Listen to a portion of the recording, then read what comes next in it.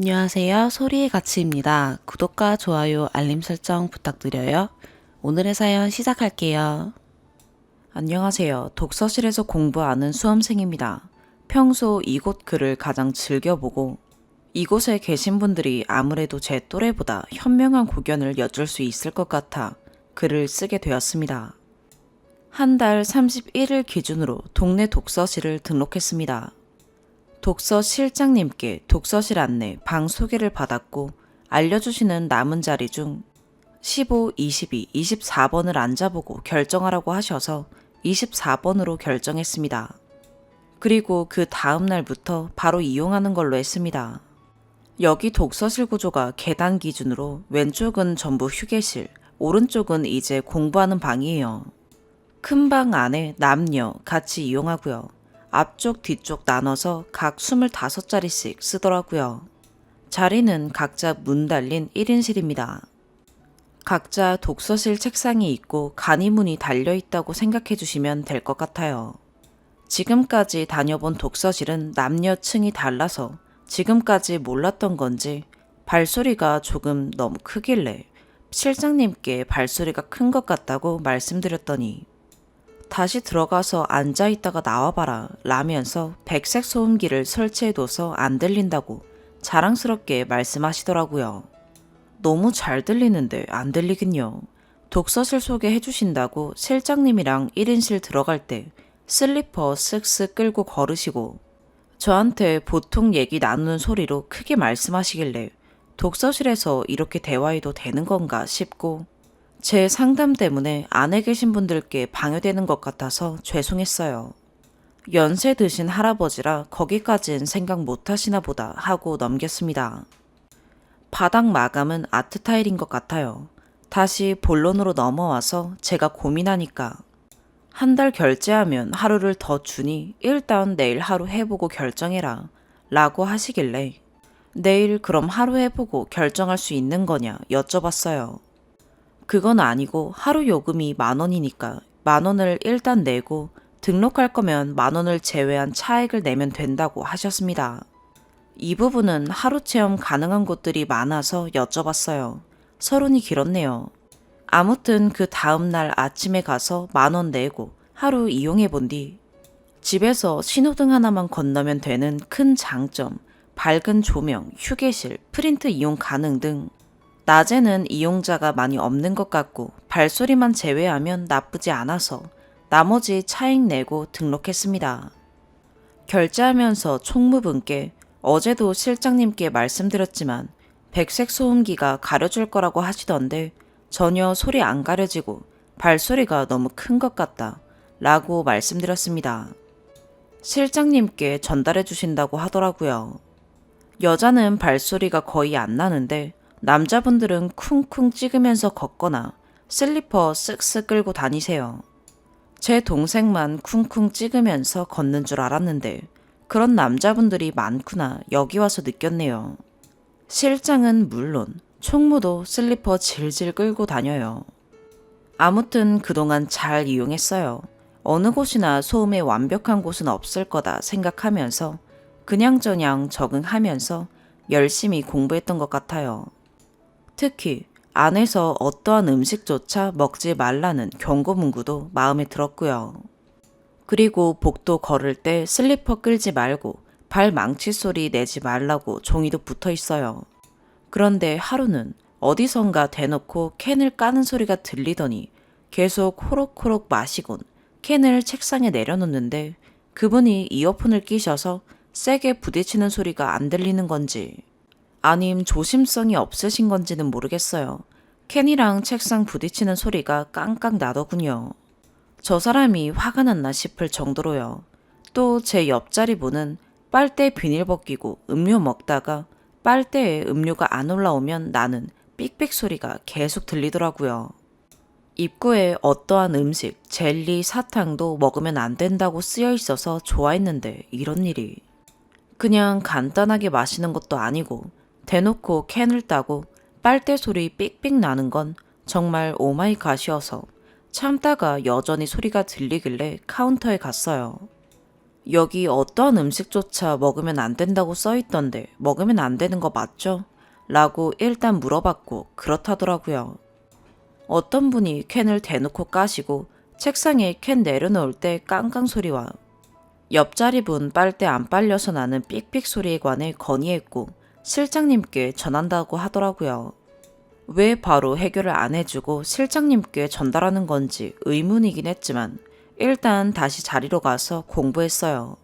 참고로 지금까지 독서실 다니면서 한 번도 항의해 본 적 없고 항의 이전에 누굴 딱히 시끄러워서 신경 써본 적이 없습니다. 어느 날은 제 오른쪽 분이 퀴득퀴득 웃는 거예요. 저도 인강 들으면서 쌤들 썰이나 아무튼 웃겼던 적이 많이 있어서 처음엔 그냥 웃긴 인강 보나 보다 싶었는데 그냥 대놓고 웃으시더라고요. 그 뒤엔 노트북 타자 소리가 와, 그 뭐 단순 검색하려고 잠깐 나는 것도 아니고 약간 기자회견 온 것 같은 그 다다다다 하는 타자 소리가 들리는데 미치겠더라고요. 너무 당당하게 키보드를 치시니까 내가 이상한 사람인가? 독서실에서 타자를 치는 게 맞는 건가? 한참 멍했던 것 같아요. 너무 어이가 없어서요. 한 5초, 10초 간격으로 계속 소리 나는 걸 봐선 채팅하는 것 같았어요. 이어폰도 껴봤는데 이어폰을 뚫고 들리고요. 이건 뭐 먹는 거랑 별개로 너무 심각하길래 카운터에 가서 대놓고 웃는 것과 노트북 자판 소리 말씀을 드렸더니 또 실장님께 전달해 주신다면서 불편하면 자리를 옮기라더라고요. 바로 해결도 안 해주면서 자리 바꾸라는 게 어이가 없었어요. 불편하면 자리를 옮겨라. 이건 다시 독서실에서 해결을 해줬는데 그래도 제가 거슬리거나 불편하면 그때 옮기는 경우라면 몰라도 대뜸 불편하면 자리를 바꾸라는 게 저로서는 황당하고 불쾌했습니다.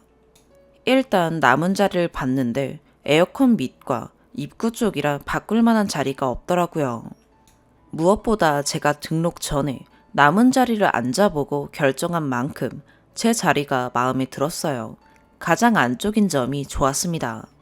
아무튼 자리를 바꾸고 싶지 않고 타자 소리 해결 좀 꼭 부탁드린다고 말씀드리고 자리에 왔어요. 바로 총무가 해결하는 게 아닌데 바뀔 게 있나요? 타자 소리가 몇십 분 동안 계속 나는데 열받아서 공부도 안 되고 밤이라 그냥 일찍 집에 왔습니다. 너무 어이없어서 가족, 친구들한테 말했는데 인터넷에서 독서실 빌런 이런 썰만 봤지. 독서실에서 타자 치는 사람이 실제로 있다고 어이없어 하더라고요. 그로부터 며칠 지난 어제 또 타자를 치는 거예요.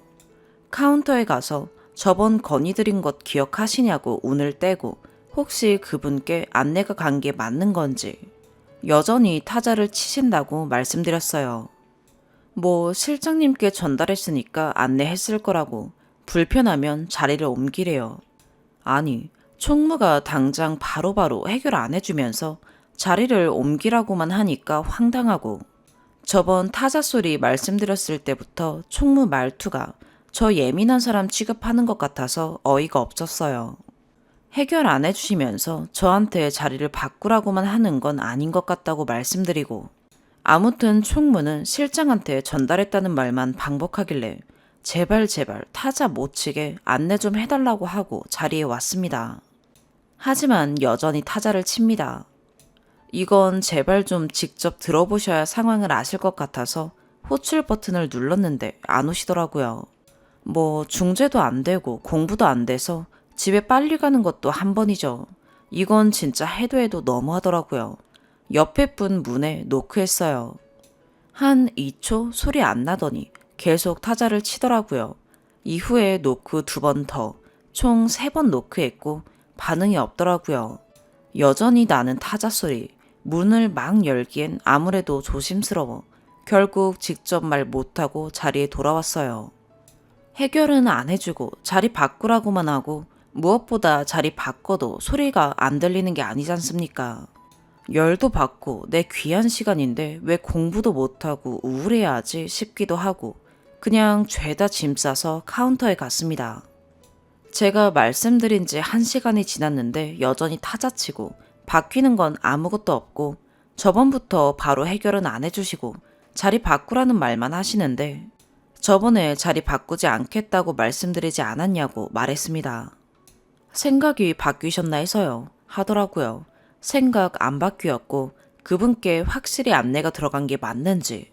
독서실에서 타자를 치는 게 안 되는 건 누가 봐도 당연한 건데 왜 독서실에선 바로 해결 안 해주고 제 자리만 바꾸려고 하는 것인지 물어봤어요. 총무는 실장한테 전달만 하고 해결은 실장이 한다더라고요. 1시간 이상 계속 타자치고 독서실은 바로 해결을 안 해주면 어떡하냐 전액 환불해달라고 했습니다. 그랬더니 실장님께 전화겠대요. 직접 말하고 싶어서 실장님 번호 알려줄 수 있냐고 물었고 개인정보라서 못 준다길래 제 계좌 남기고 갈 테니까 전액 환불해달라고 했습니다. 집에 와서 가족들한테 말했고 제가 지금 다니고 있는 독서실이랑 예전에 다녔던 독서실이랑 그 뒷 독서실이랑 같은 사장님이라고 하더라고요. 제 생각엔 같은 분이 아닌 것 같은데 아무튼 그렇더라고요. 동생이 전에 다녔던 독서실에 전화하면 실장님 핸드폰으로 넘어간다길래 번호 찾아서 전화했더니 중년 여자분이 받으시더라고요. 보니까 주인이 바뀌었대요. 어머니가 독서실에 전화하셔서 실장님 번호 알 수 있냐고 문의했고 개인정보라서 안 된다고 하길래 이 번호로 전화 달라고 남겼습니다. 바로 통화 가능하니까 빨리 부탁드린다고요. 곧 어머니 폰으로 실장으로부터 전화가 왔고 실장은 제가 예민하대요. 사람 숨쉬는 소리까지 그러면 어떡하냐 하더라고요. 황당했죠. 제가 단순 음료 섭취에 대해서 건의한 거 아니잖아요. 대놓고 캔 깡깡 소리, 빨대 안 빨려서 삑삑 소리, 노트북 자판 소리에 대해 말씀드린 거고 심지어 독서실에는 어떠한 음식이라도 안에서 먹지 말라 라고 문 손잡이 바로 위에 붙어져 있었고요. 당연히 이동할 때마다 볼 수밖에 없고요. 그 전에 독서실에서 음료 제외 먹으면 안 되는 게 맞잖아요. 제 건의를 숨쉬는 것까지 신경 쓴다고 치부하니까 화도 나고 열이 받았어요. 심지어 타자 소리는 정말 심각한데 중재, 해결은커녕 사람을 1명 받으면 받을 수 있는 5명을 못 받는다.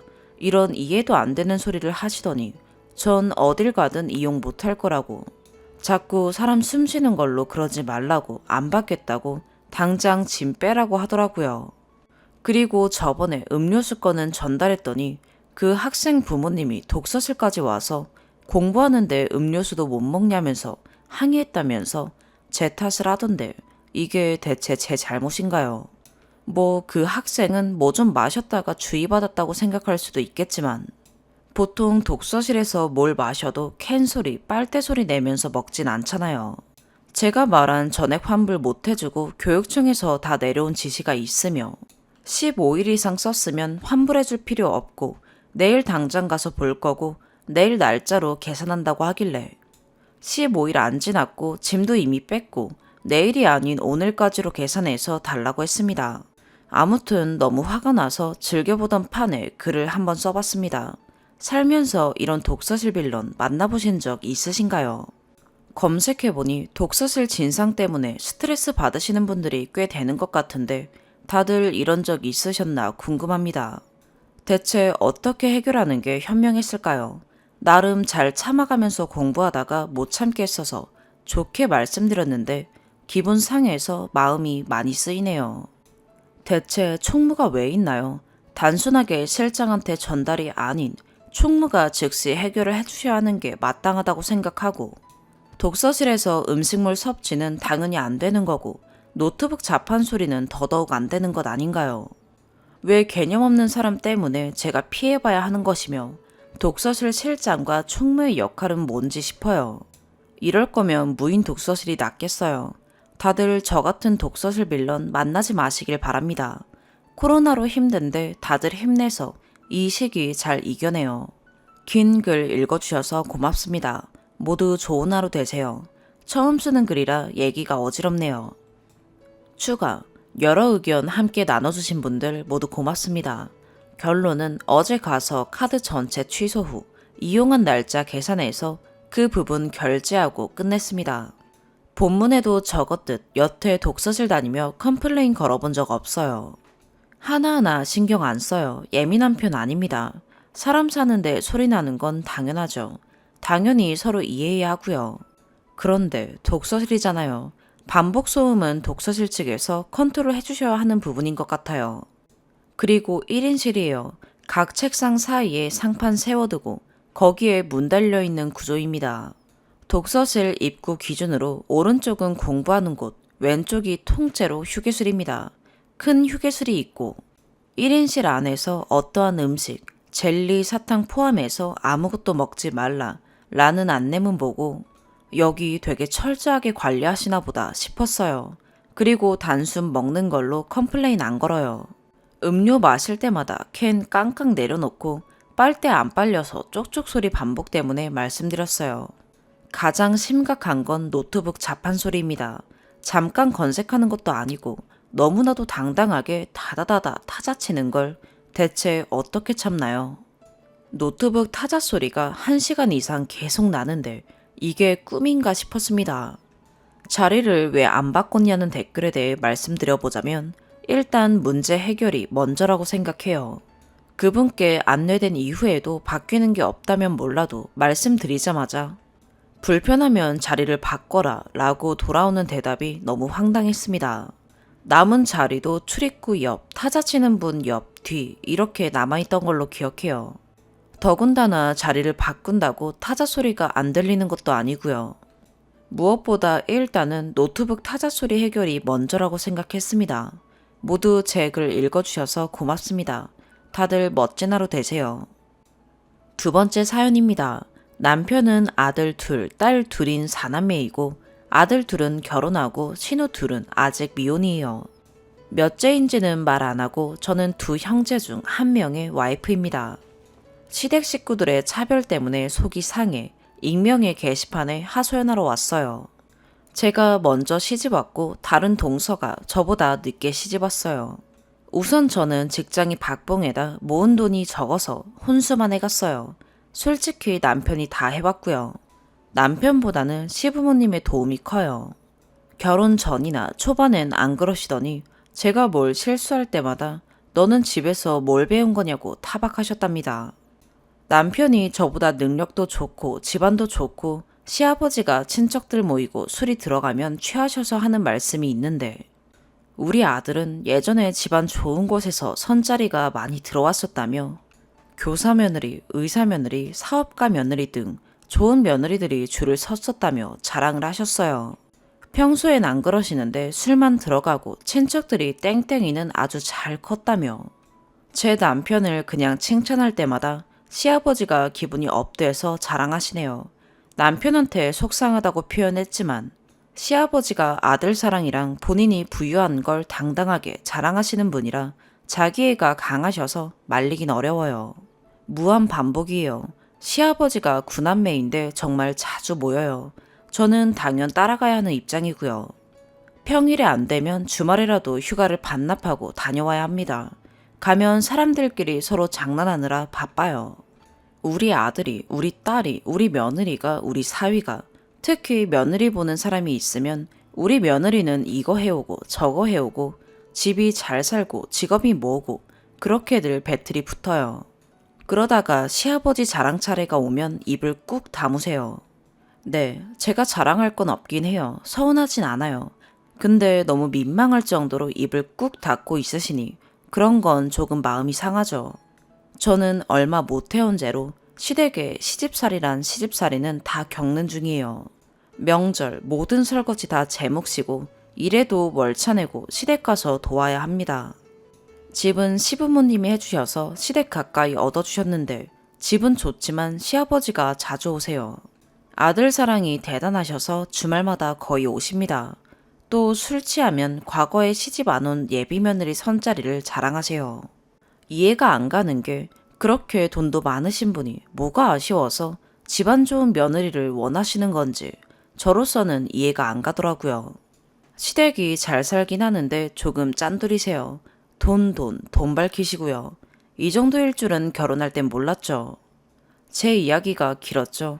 아무튼 이렇게 살다 보니 남편의 형제의 결혼 소식이 들려왔어요. 여자를 만난다는 건 알고 있었지만 뭐 하는 사람인지 전혀 정보가 없다가 갑자기 결혼을 한다는 거예요. 혼전 임신은 아니고 이 여자다 싶어서 결혼한다고요. 그런데 예비동서의 스펙, 집안을 듣고 저는 망치로 맞은 듯 했어요. 부모님이 사업하시고 집안이 좋다네요. 거기다가 시아버지가 원하시던 교사 며느리, 그것도 엄청 부자 동네에서 아이들을 가르치고 있대요. 얼굴이라도 별로이길 바랬는데 엄청 하얗고 여리여리해요. 솔직히 비교될 것 같아서 저희 시댁에 시집 오지 않기를 기도했어요. 못났지만 너무 비교가 돼서요. 거기다 동서는 집값에 당당히 돈을 보태겠다고 했어요. 시부모님 돈에 예비동서 부모님 이렇게 딱 반반 결혼을 한대요. 차라리 저처럼 결혼하면 기라도 안 죽을 텐데 결국은 결혼까지 하더라고요. 저희 시댁 경사났죠. 저 결혼할 땐 겉으론 웃으시지만 가끔 어두운 무표정을 하고 계시던데 시아버지 상견례 할 때 아주 신나셨습니다. 사돈댁한테도 어찌나 그렇게 살갑게 영업용 미소를 하시던지 귀한 딸 보내주셔서 감사하다며 딸을 아주 잘 키웠다고 입이 마르도록 칭찬하셨네요. 신우들도 엄청 좋아해요. 저 상견례 때는 칙칙한 분위기였어요. 다들 웃고 있긴 했지만 저러진 않았어요. 그렇게 결혼하고 친척들 모인 자리에서 또 자랑이 시작되셨죠. 내가 우리 집이랑 환경 비슷하고 똑똑한 며느리 얻고 싶어 했는데 내 아들이 내 소원 이뤄줬다며. 우리가 집 사주려고 했는데 우리 아기가 자기도 당당히 반 보태고 공동명의 하겠다고 해서 얼마나 기특하고 똑 부러져 보이는지 아냐고 또 시작되시더군요. 저는 얼굴이 붉어지고 웃음기가 사라졌어요. 대놓고 비교하시니까요. 동서는 해맑게 좋다고 웃고 있고 저만 가시방석이었죠. 명절 때도 동서는 공주 대우를 해줘요. 집값에 보탰다 이거죠. 동서가 뭘 하려고 해도 시어머니, 시누, 시아버지가 어떻게든 말 걸거나 다른 걸로 주의 끌어서 주방에 못 가게 하더군요. 제가 설거지하고 상 차리는 건 당연하게 생각하시고요. 동서가 민망했는지 수저라도 놓으면 난리가 나요. 온갖 칭찬이요. 동서도 엄청 여우 같아요. 저라면 다른 동서가 힘들게 일하면 도와줄 것 같은데 시댁에서 떡 먹여주면 해맑게 받아먹고 애교만 부려댑니다. 저는 설거지하고 식사 준비하고 그릇 나르고 잡일 다 하는데 칭찬 한번 해주신 적 없어요. 신우 둘도 얄미워요. 저 결혼할 때 왜 우리 부모님이 다 해줘야 하냐며 결혼 반대했는데 동서 결혼 때는 자기네랑 집안 환경 비슷하고 당당히 돈도 보탰다며 며느리 잘 얻었다는 둥 이런 소리나 하고 누가 봐도 비교질 아닌가요? 친척들도 동서가 해온 이야기, 집안 이야기 듣고부턴 아무도 동서를 무시 못해요. 저는 인사하면 약간 억지로 웃으며 받아주시더니 동서가 인사 가면 어머 너무 이쁘다. 아버님이 큰 사업 하신다며 이러면서 다들 콩콩을 떨어지길 기대하는 건지 왜들 그리 동서한테 쩔쩔맬까요? 더 화나는 건 동서는 친정 근처에 집 얻어도 허락하셨어요. 집값 보탰다는 이유만으로요. 시아버지는 절대 동서 집에 찾아가지 않아요. 만만한 저희 집은 오시면서 말이죠. 저희 집은 시부모님이 해준 거라 본인 집 같고 동서네는 동서가 집값에 보태서 본인 집이란 생각이 안 드신대요. 이런 이야기를 대놓고 하십니다. 그리고 친척들 모임에도 동서는 안 데려가시고 저는 여전히 따라가야 합니다. 이거 말고도 서러운 일 투성인데 쓰다가 밤샐 것 같아서 이 정도로 줄였습니다. 그래서 동서 때문에 하루가 멀다 하고 남편과 싸워요. 제가 불만을 자꾸 이야기하니 남편이 이제 저에게 짜증냅니다. 저보고 나 같으면 혼수 딸랑 몇 천 해온 며느리랑 단단히 반반 결혼한 며느리랑 누가 더 이뻐 보이냐고, 누가 더 당당해 보이고 누가 더 만만히 보지 못할지 생각을 해보라네요. 우리 집에서 반반 결혼한 며느리랑 혼수만 들고 온 며느리랑 똑같이 대접해주면 동서가 억울하고 그게 차별일 거라고. 우리 부모님이랑 우리 가족들은 합리적으로 대우하고 있는 거다라며 저보고 너도 여행 다니고 옷 사지 말고 돈 좀 모아서 집값에 보태지 그랬냐며 제 소비 습관까지 지적하네요. 여러분, 제가 잘못한 건가요? 요즘 반반 결혼하는 여자들이 얼마나 된다고 다들 혼수만 해가시지 않나요? 이게 그렇게 잘못한 건지 궁금하네요. 반반 결혼한 동서는 저렇게 시댁 식구들이 대접해주고 귀하게 여기는 게 당연하고 저처럼 혼수만 한 며느리는 시집살이 당해도 된다는 이 논리가 이해가 가시나요? 너무 속상하고 이혼 생각만 납니다. 추가. 다들 저한테 뭐라 하시는데 이것까진 안 쓰려 했으나 써볼게요. 시부모님이 나이가 좀 있으신데 몇 년 안에 자식과 같이 살고 싶다고 말이 나왔어요. 옛날 분들이라 나이 들면 모시는 걸 당연히 생각하세요. 자식들 다 아무 말도 안 하는데 시아버지가 저희 부부 이야기를 하시네요. 저희 남편이 대놓고는 아니고 슬쩍 동서네 부부 이야기도 꺼냈더니 시아버님 하시는 말씀이 결혼할 때 돈 들고 온 며느리한테 시부모 수발까지 들라는 거냐 이러고 말을 딱 잘라버리시네요. 그럼 저는요. 신우들도 당연히 저희가 모시는 게 맞대요. 남편은 찍소리도 못하고 저는 억울해 미치겠는데 못 모시겠다고 대답도 못하고 저희 부부 빼고 온 가족이 제가 모셔야 된다네요. 동서는 편 들어주지도 않고 아버님 뜻대로 하는 게 맞다라며 옆에서 그러고 있고요. 집에 와서 남편한테 따지니 저보고 생각을 깊이 해보래요. 동선의 친정에서 기죽지 말라고 돈 보태줬고 남편이 해온 만큼 당당히 해왔는데 합가하면 동선의 사돈댁에서 억울하고 서운하지 않겠냐면서요. 신우들도 같은 생각이래요. 당연히 남자가 집 사주면 며느리는 모시는 게 맞다며 그래서 우리 엄마는 안 억울하겠냐.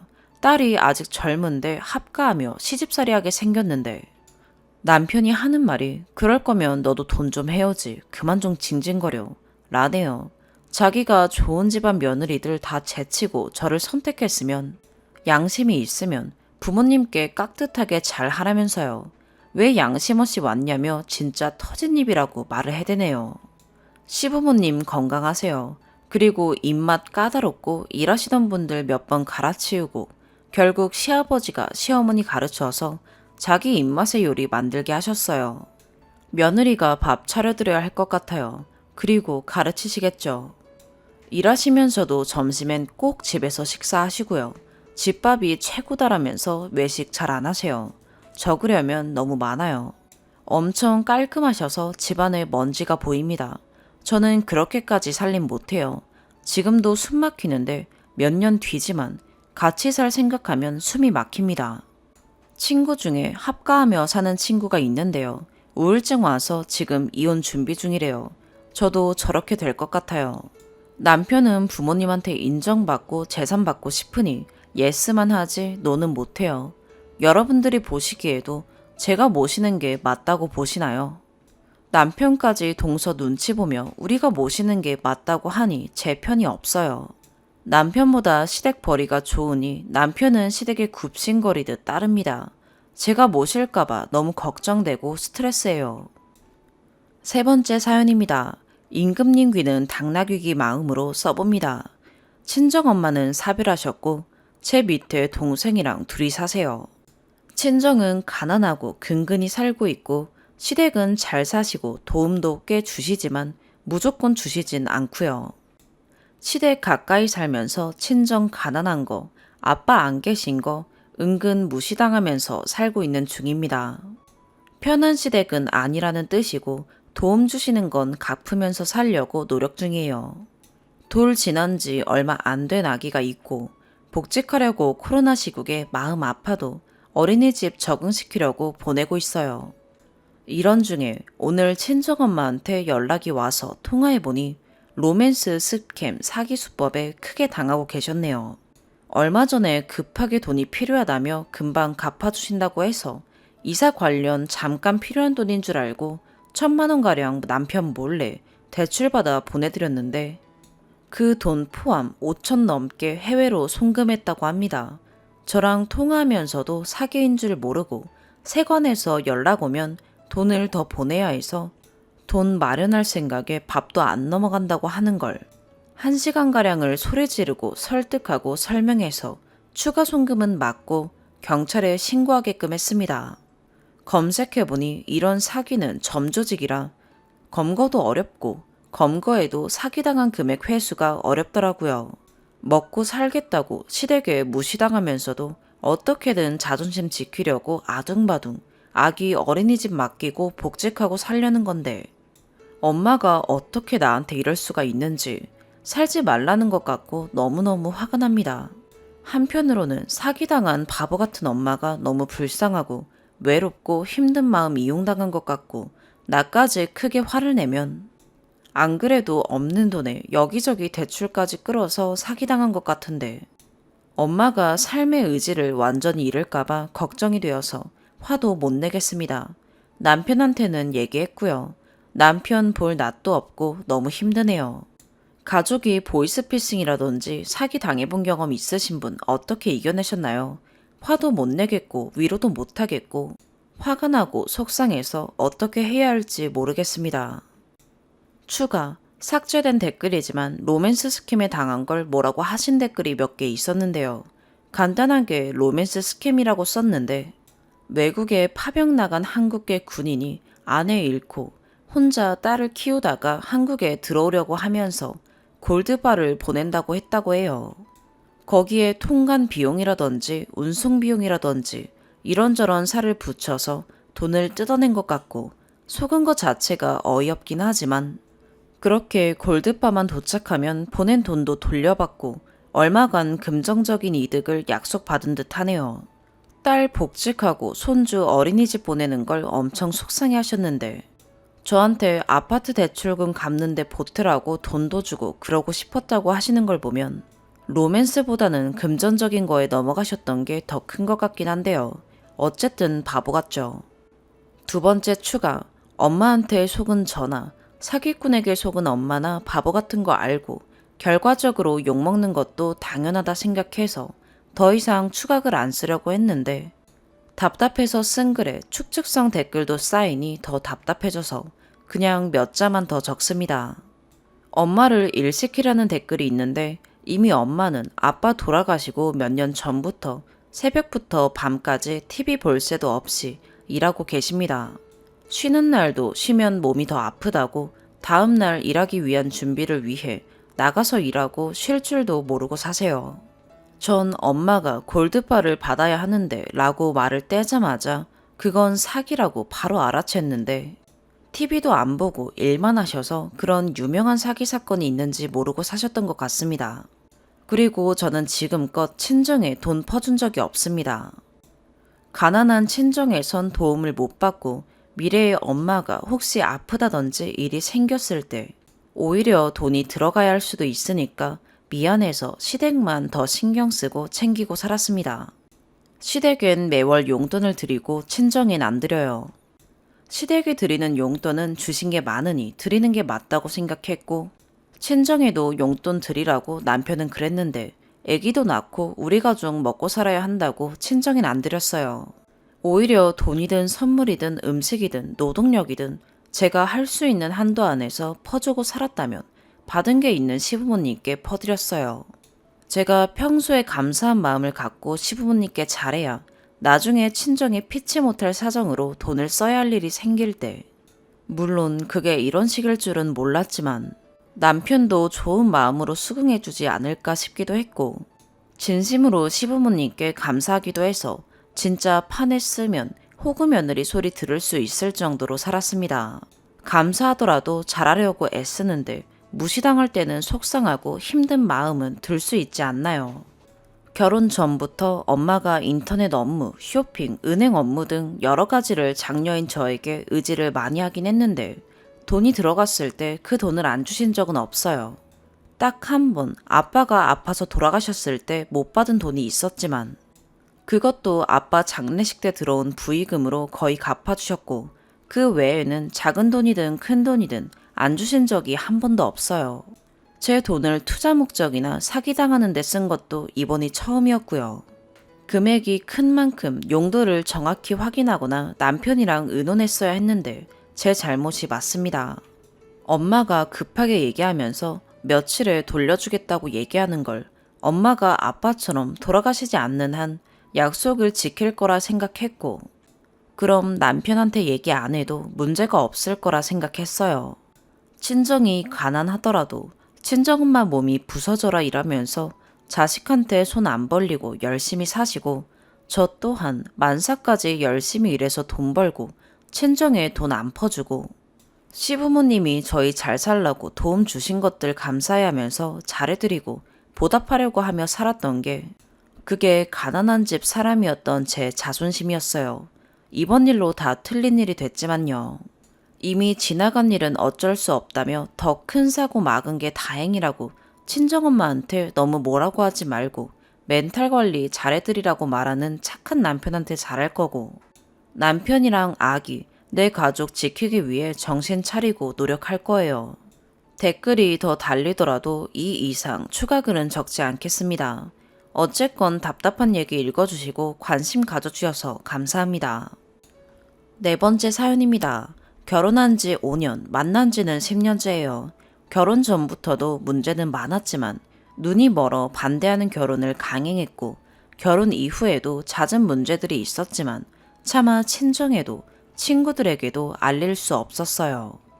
제가 제 발등 찌은 결혼이니 그냥 참고 삭히고 살아야겠다 생각했고 결혼하자마자 아이가 생기기도 했으니까요. 그냥 어디에나 있는 바보 같은 여자고 저도 제가 참 한심해요. 최근 한 번 여자 문제는 아니지만 큰 문제가 터져 양가 부모님도 친구들도 알게 되었고 이혼 문턱까지 갔었는데 결국 다시 잘해보기로 했고 친정 부모님도 마땅치 않긴 했지만 납득하고 넘어가 주셨어요. 이후로 남편도 정신 차리고 잘했고요. 그런데 오늘 새벽 술을 마신다고 나갔던 남편이 몰골이 엉망이 되어 들어왔고 행패를 부린 건 아니지만 자는 저도 애도 깨울 만큼 소란을 떨다가 겨우 잠이 들었길래 남편 핸드폰을 봤어요. 옛날 연애 때나 신혼 초에는 가끔 훔쳐봤지만 그 문제로 크게 다투고는 서로 핸드폰 보는 일 일절 없었고 각자 패턴이든 비번이든 서로 모르게 관리해왔는데 굴아떨어져 자니까 지문으로 열어봤죠. 무슨 문제가 있었길래 몰골이 엉망인지 알 수 있는 흔적은 없더라고요. 그러다가 카톡을 보게 됐는데 제가 평소에 조금 의심하던 여자가 있었어요. 이런저런 이유로 아이와도 안면이 있고 저랑도 안면이 있는 여자인데 이전부터 그 여자 문제로 몇 번 다퉜는데 그때마다 아니라고 했고 더 심하게 캐물으면 진짜 아니라고 화를 내기에 남편의 변명에 그런가 보다 넘어갔지만 사실 그게 쉽게 납득되진 않잖아요. 그래서 계속 의심해왔던 여자와의 카톡이었는데 역시나더라고요.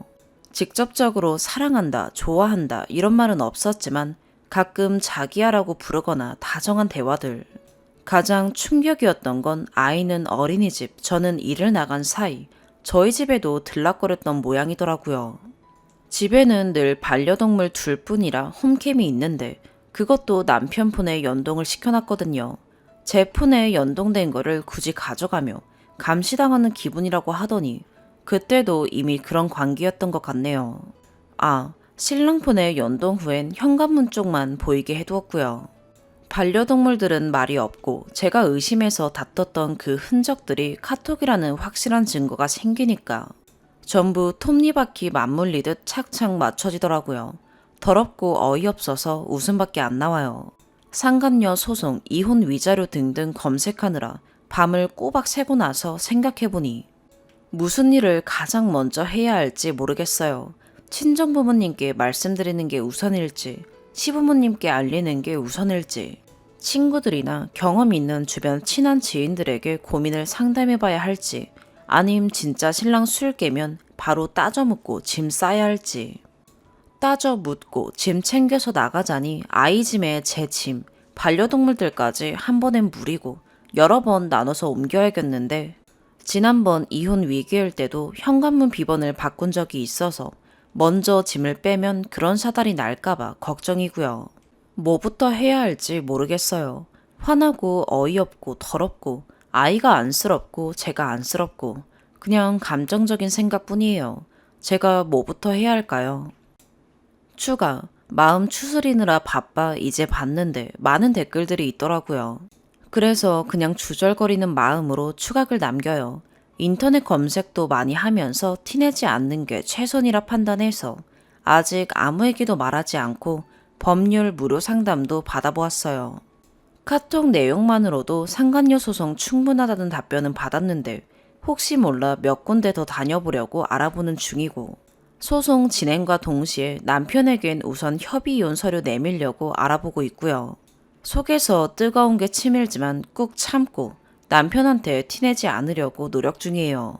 남자 욕먹이려고 쓴 주작글이란 댓글 봤는데 진짜 저도 차라리 주작이었으면 좋겠고 눈 뜨면 와 꿈이네 하고 깨는 그런 상황이었으면 좋겠어요. 많은 일에 무뎌진 저보다도 해맑게 아직도 아빠 찾는 아이만 생각하면 눈물부터 나서 퇴근하고 아이 데리러 가는 길에 운전하면서 혼자 많이 울었네요. 마음이 잘 달래지지가 않네요. 많은 조언과 격려 감사합니다. 이 끔찍하고 역겨운 악몽이 얼른 끝났으면 좋겠어요. 오늘의 사연 여기까지입니다. 구독과 좋아요, 알림 설정 부탁드려요. 시청해주셔서 감사합니다.